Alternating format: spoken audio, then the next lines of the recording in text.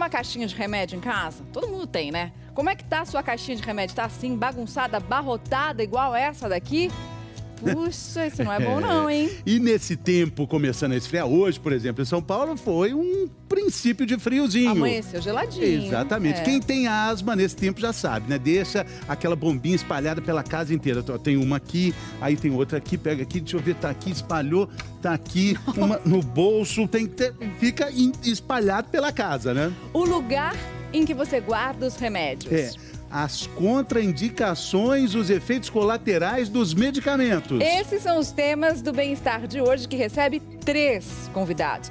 O nosso consultor cardiologista, Dr. Roberto Calil, está aqui com a gente nessa segunda. Bom dia, Dr. Calil, tudo bem? Bom dia a todos. Bom dia. Também está com a gente o Dr. Roberto Stirbulov, que é pneumologista. Bem-vindo, Dr. Roberto, tudo bem? Bom dia, Mariana, Fernando, a todos. Bom dia. E o farmacêutico Pedro Menegasso. Bem-vindo, Dr. Pedro, como vai? Tudo bem? Bom dia. Bom dia, doutor Pedro. Já que o senhor está vindo aqui pela primeira vez, vou fazer a primeira pergunta para o senhor, o farmacêutico. Todo remédio, doutor, tem contraindicação? Sim, todo medicamento tem contraindicação. É fato. Sim, isso está na bula. Todos os medicamentos, eles sempre são uma relação entre o benefício que ele causa e algum risco que ele tem. Tem alguns que tem menos, tem outros que tem um pouco mais. Essa é uma informação que está na bula. Agora, existem muitas outras informações na bula que acabam confundindo quem vai usar o remédio, né? É muito importante que as pessoas, por exemplo, um medicamento que foi prescrito pelo médico, que elas não se preocupem porque aquilo foi avaliado. O médico conhece essas contraindicações para poder prescrever o medicamento. Em dúvida, caso de dúvida, sempre perguntar ao farmacêutico e não se impressionar com as informações, não deixar de utilizar o medicamento, não interromper o tratamento, modificar por se impressionar com alguma dúvida ou algum problema que tenha lido ali na bula. Sempre perguntar para o profissional de saúde. Pergunta do nosso auditório virtual, vamos dar uma olhadinha da Graça Gracinha. Graça Gracinha é lindo, hein? Bom dia, meu filho muitas vezes fica com o nariz congestionado. Já levei ao médico que sempre recomenda o uso de descongestionantes, mas eu não costumo seguir o receituário. Por quê, Graça? Porque eu fico com medo de viciar meu filho. É certo o que eu faço, doutor Stirbulov?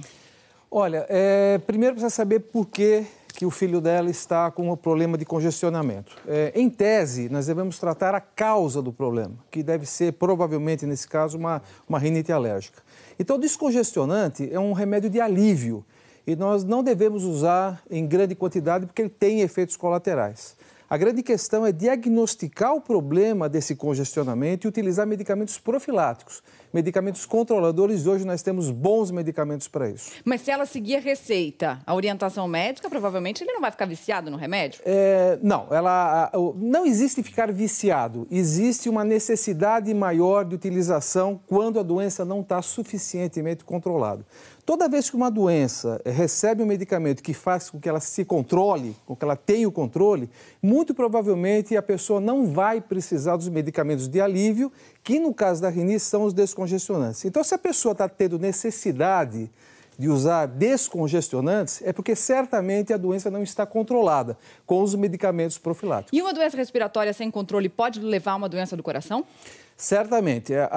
Hoje as doenças respiratórias, existem algumas doenças respiratórias que por si só podem causar problemas cardíacos, a doença pulmonar obstrutiva crônica.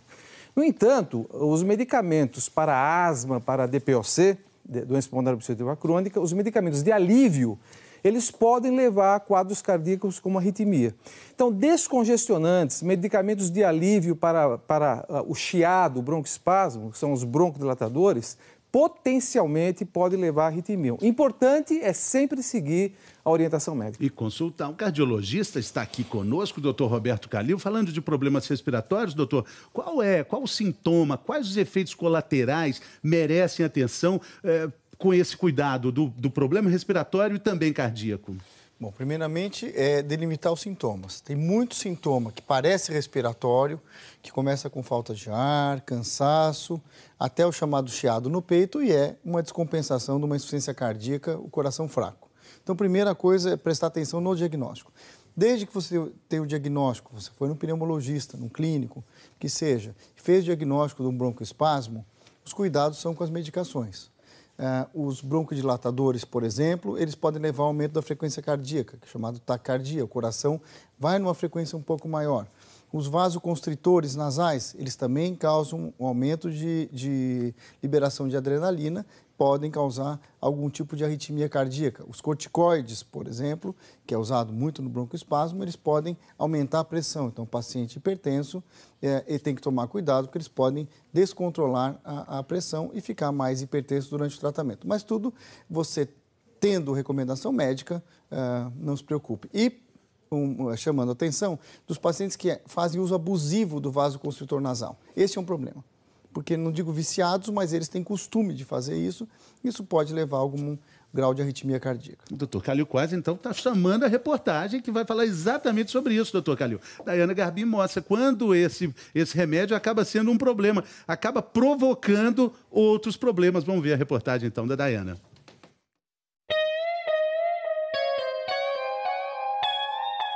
Essas gotinhas fazem a gente respirar melhor.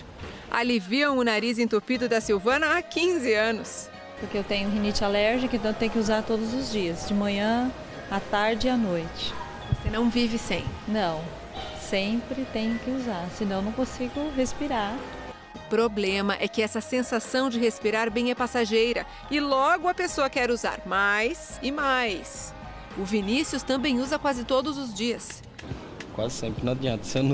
Quando eu vou viajar alguma coisa, se eu não levar o sorinho, eu fico preocupado. Fica doido. Compra onde for, não fica sem. Não fico sem. Ele admite, é viciado nessas gotinhas. Com certeza. Eu sei que até é ruim, mas o soro fisiológico não deu resultado. Ajuda durante o dia, mas à noite não tem jeito. Entope, não há Cristo que desentope.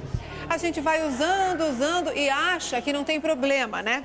Mas o uso indiscriminado desse tipo de descongestionante nasal pode mascarar, esconder outras doenças, como sinusite por infecção. E acredite, esses remedinhos aqui podem até causar arritmia cardíaca. Ele promove a diminuição do calibre dos vasos sanguíneos em todo o organismo. O coração é repleto de vasos sanguíneos, a rede vascular nobre do coração é as coronárias. Então, o apertamento de coronárias pode propiciar infarto, surgimento de arritmias, entre outras coisas. Funciona assim.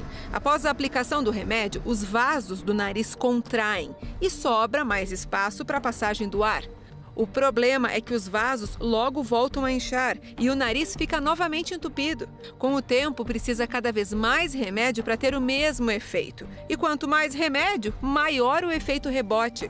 Os vasos incham cada vez mais e o espaço para passar o ar fica mais estreito.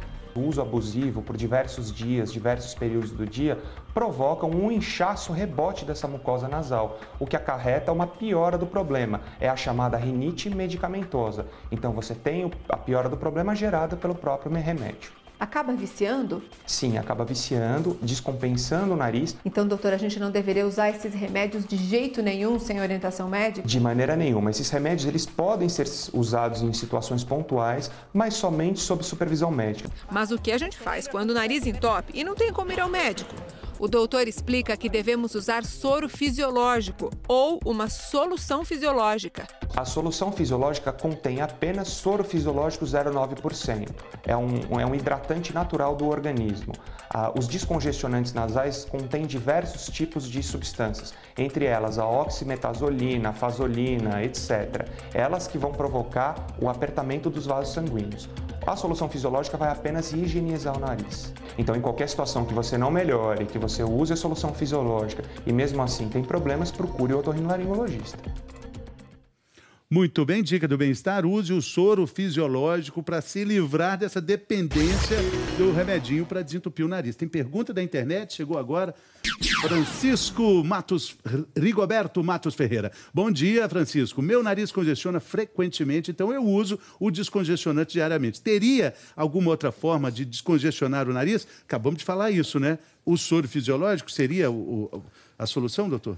Quanto mais utilizar o soro fisiológico e menos o medicamento, pode ser feita uma troca progressiva. Então, quando a pessoa já utiliza o medicamento descongestionante, ela pode alternar com o soro fisiológico até que use mais o soro fisiológico do que o medicamento. E isso ajuda a aliviar sem passar pelo desconforto. E esse medicamento, doutor Roberto, ele acaba provocando o famoso efeito rebote?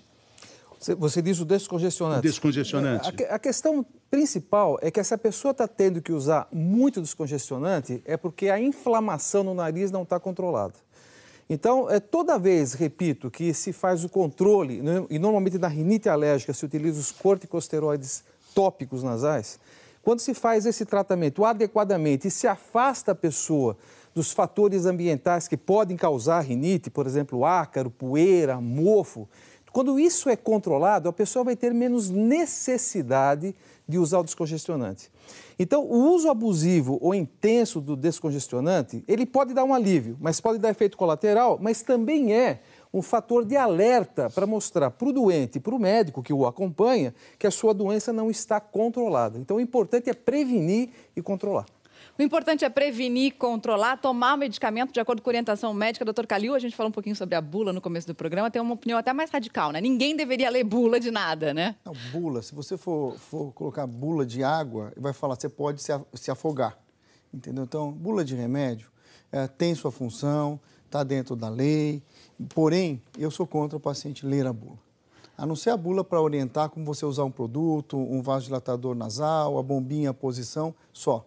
Mas a bula de remédio normalmente atrapalha muito, porque o paciente vai ler a bula, tem, como disse, vários efeitos colaterais, são as regras de uma bula de uma medicação, o paciente deixa de usar o remédio ou não usa o remédio porque vai ler a bula.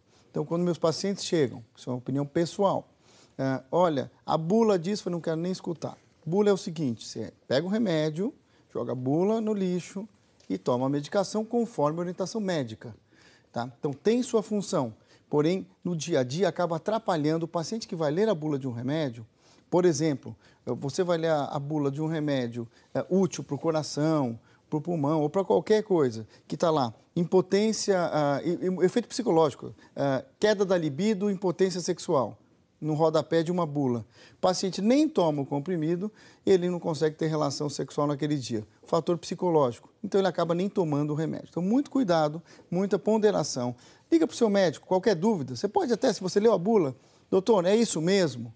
E o médico vai te orientar. Quem tem que avaliar se o risco de um medicamento é menor ou maior que o benefício é o médico, né, doutor Calil? Sem dúvida. Qualquer tratamento médico tem o seu risco e o seu benefício. Evidentemente, quando o benefício é muito maior do que o risco, o médico vai prescrever esse tratamento. E a gente já falou aqui no comecinho do programa que todo medicamento tem um efeito colateral e também tem algumas vezes que vem na bula a história de um efeito adverso. A gente está aqui com um exemplo, né, de efeito colateral, taquicardia e um efeito adverso, infarto. O efeito adverso é aquele que não é esperado, né, doutor Calil? Então, por exemplo, essa sua colocação, todo remédio tem efeito colateral? Não, ele pode ter algum efeito colateral. A grande maioria das medicações utilizadas no dia a dia para doenças crônicas ou agudas não tem efeito colateral, né? Mas podem ter. Então, o paciente tem que ser alertado. Você vai dar um antihipertensivo para um paciente, olha, você pode ter um pouco de cãibra, você pode inchar o pé. Essa é uma orientação vinda do médico. Os efeitos adversos, quer dizer, é muito radical você falar que um tratamento, uma bombinha ou uma inalação com vasodilatador vai causar um infarto. Pode acontecer? Pode, mas o paciente já estava numa situação pré-infarto, diria assim, e aí fez o uso abusivo de uma medicação, aumentou a frequência cardíaca, teve uma arritmia cardíaca, mas é um longo caminho. Na grande maioria das vezes, um tratamento para uma asma, para uma bronquite, não vai levar ao infarto.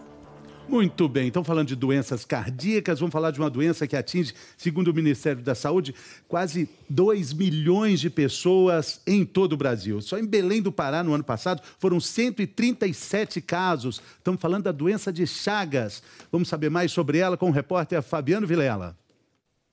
A gente veio até o bairro do Tenoné, aqui na periferia de Belém, para conversar com uma família que passou por uma situação bem delicada. A dona Raimunda, o marido dela, o filho dela e os 2 netos que estão aqui, todos eles contraíram a doença de Chagas. O que a senhora sentia?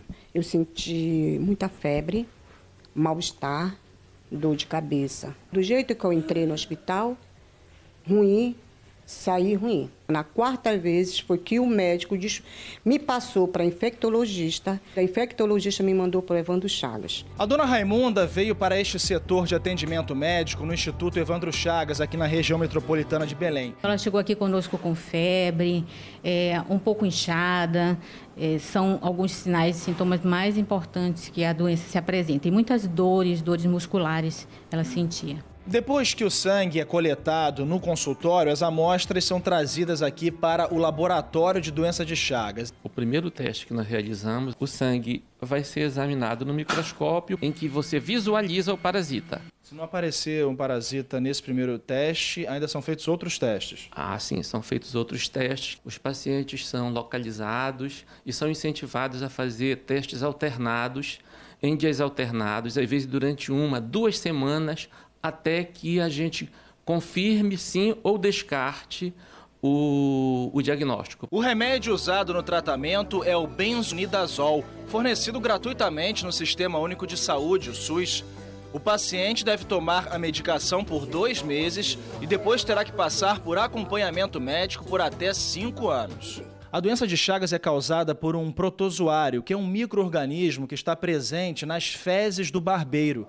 E é esse inseto que transmite a doença. O contágio se dá principalmente quando o barbeiro se mistura aos alimentos. E aqui na Amazônia, o grande problema é a contaminação do açaí, quando ele não é higienizado, manipulado corretamente para ser consumido. A família da dona Raimunda tomava 2 litros de açaí por dia. Uma semana depois que eu tomei este açaí, foi que me deu os sintomas de febre. É muito comum que a pessoa chegue e relate outra pessoa da família doente. E isso é um ponto fundamental para a gente imediatamente suspeitar de doença de Chagas. O Carlos trabalha há 32 anos vendendo açaí e faz tudo do jeito certo. Quando a gente chega com açaí no estabelecimento, a gente tem que fazer logo o processo do peneiramento do açaí. O que é isso? É tirar as impurezas que vem no açaí, insetos, talos, todo tipo de impureza que vem no fruto. Depois disso, eu coloco o açaí nesse tanque aqui, tem que ser de inox, certo? Aí você faz a primeira lavagem nele. Você bota a segunda lavagem com hipoclorito. Depois de 20 minutos, você tira o hipoclorito do fruto, lava ele em água corrente. Depois disso, ele está pronto a você fazer o processo do branqueamento. O que é o branqueamento? Você mergulha o fruto numa água a 80 graus e depois faz o resfriamento nele. Nós convidamos a Estela Avelar, da Vigilância Sanitária de Belém, para nos acompanhar nessa visita ao seu Carlos. A gente já está monitorando ele já há algum tempo, a gente já liberou a licença dele e ele recebeu também o selo de qualidade do açaí. Só esse ano a gente já fez mais de 300 inspeções aqui no município de Belém.